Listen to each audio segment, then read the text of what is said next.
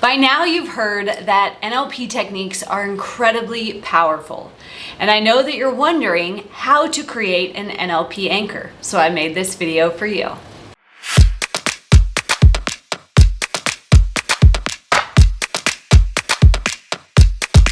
My name is Tiffany Toombs. I'm an NLP and hypnosis master practitioner and trainer that has worked with thousands of people across the world to use the powerful tools of NLP to rewire their mind and create incredible transformations in their life.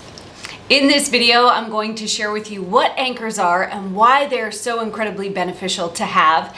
Then I'm going to share with you the 4 steps that you need to follow to create a successful anchor. And finally, I'm going to reveal little known mistakes that people make that actually stop them from using this technique effectively. So what are anchors? The scientific definition is that when you are experiencing an intense emotion, an external stimulus is applied and the two become linked in what we call a superhighway or reflex-like neural pathway in the mind. What does that mean? It means that when you're experiencing an intense emotion, let's say you're about to have your first kiss, or you realize that you're falling in love with your partner, the external stimulus could be something like a sound or a song, and those two become forever linked in your mind. So if you think back over your life, there are songs that will remind you of your first kiss or of one of your best family vacations. There are smells that might take you back to your grandmother's kitchen. The really cool thing is that any of our senses, sight, smell, taste, sound, and touch, can all create anchors. Now, not all anchors are created the same. There are some anchors that bring up negative emotions. So it's not just intense positive emotions that can be used to create an anchor. Intense negative emotions can be used to create an anchor as well.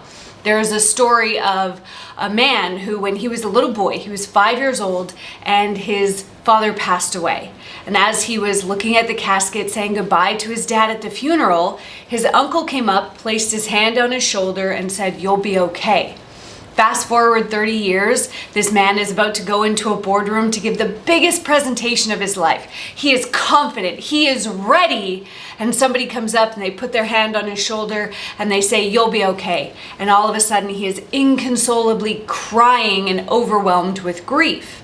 And so oftentimes we have negative anchors just as strong as we have positive anchors, and so we want to be aware of this. Now, before I share with you the 4 steps to create an anchor, I would love to hear from you. Now that you know what an anchor is, what anchors do you have? Go to the comments below and let me know. Before we can create an anchor, we have to recognize that there are 3 different types of anchors that we can create. The first is a naturally occurring anchor. The naturally occurring anchor happens when you are experiencing that emotion in real time. So if you've ever been to a Tony Robbins event, for example, and you've walked across fire, it's likely that he has you do something, a gesture, a movement, say a word to yourself to anchor in that feeling of pride and excitement that you just walked on fire. If you've ever been to a personal development retreat or seminar where they get you to break through the board or do a trust fall or something that really energizes you and excites you or makes you feel powerful and confident, anytime they get you to do something like click your fingers or say a word or clench your fist, that is the anchor that they're creating. So they have created an event for you to experience those emotions in real time, and then they get you to anchor it in. The second type of anchor is a recalled anchor. And in a coaching setting, this is the most common anchor that we're going to create. What happens is we get somebody to recall a time when they felt that intense emotion, and then we create the anchor for them. How does this work, you ask?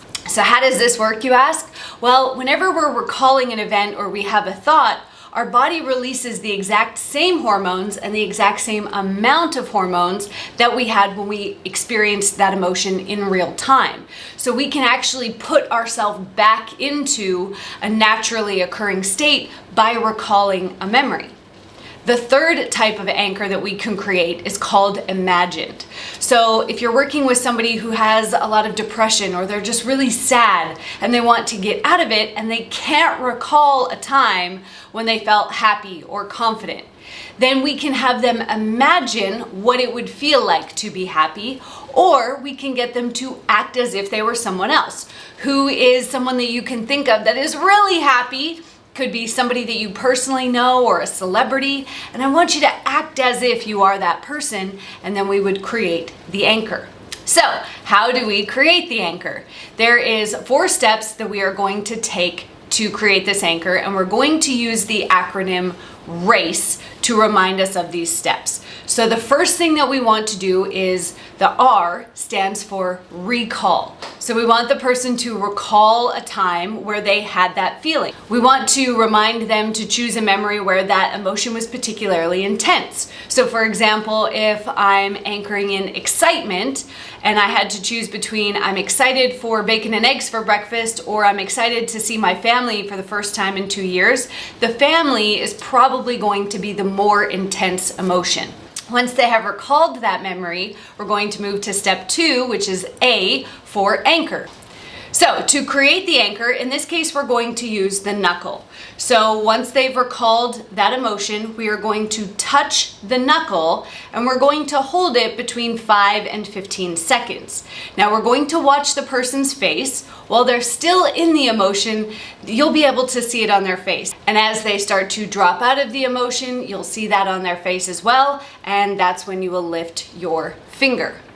Then we can move into step number 3, clear the screen. So when we're clearing the screen, we're just directing them to think about something else other than the emotion and the memory that they just recalled. It could be as simple as asking them what they had for breakfast or saying, oh, I like that shirt that you're wearing today. It changes the picture in their mind so that we can move into step number 4, which is evoke or test. So we're going to touch the place where we created the anchor, in this case the knuckle, and we're going to watch what we call their sensory acuity, watch their face, and you'll see them drop back into the positive emotion that you just anchored in there when you touch the anchor.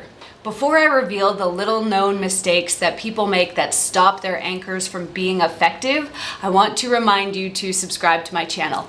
I am putting out brand new content every single week to help you master your mind using the tools of NLP, mindfulness, and positive psychology so that you can completely transform your life. Now there's a couple things that people do that either create a negative anchor for someone or cause the positive anchor that they're wanting to install to not work effectively.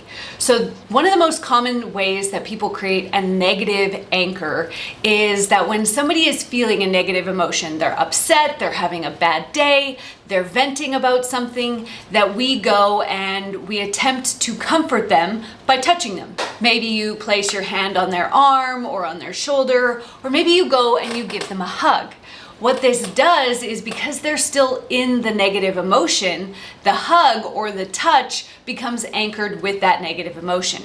What you can do instead is ask the person, would you like a hug? Or wait until they come out of the negative emotion and they're asking for your love, asking for your comfort, to then create that physical contact between you. We just want to be aware that anytime we touch somebody, we could be creating an anchor, and we want to make sure that we're creating empowering anchors and not disempowering anchors. The other way that people unintentionally create a negative anchor is by not asking for consent to touch somebody first. Whenever we make physical contact with somebody, whether it's in a coaching situation or a social situation, we always want to ask for consent. Even if we know that our intention is to love and support somebody, they may not be open to receiving that type of love and support in that moment, so we want to ask for consent.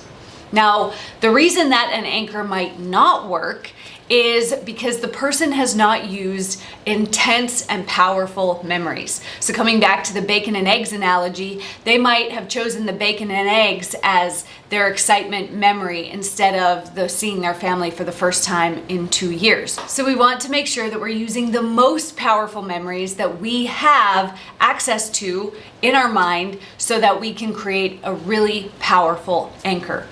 If you want to learn more about creating anchors and more about how to use the powerful tools of NLP to rewire your mind, I would love to invite you to check out my brand new program, NLP Rewired. I have pulled together some of the most powerful trainings from my clients and my students that have helped them overcome panic attacks, reverse type 2 diabetes, lose weight, improve their relationships, make more money, and even more. And the best part is, right now you can get that program for 98% off. All you have to do is go to www.thenlpqueen.com or click on the link in the description below. Thank you so much for watching.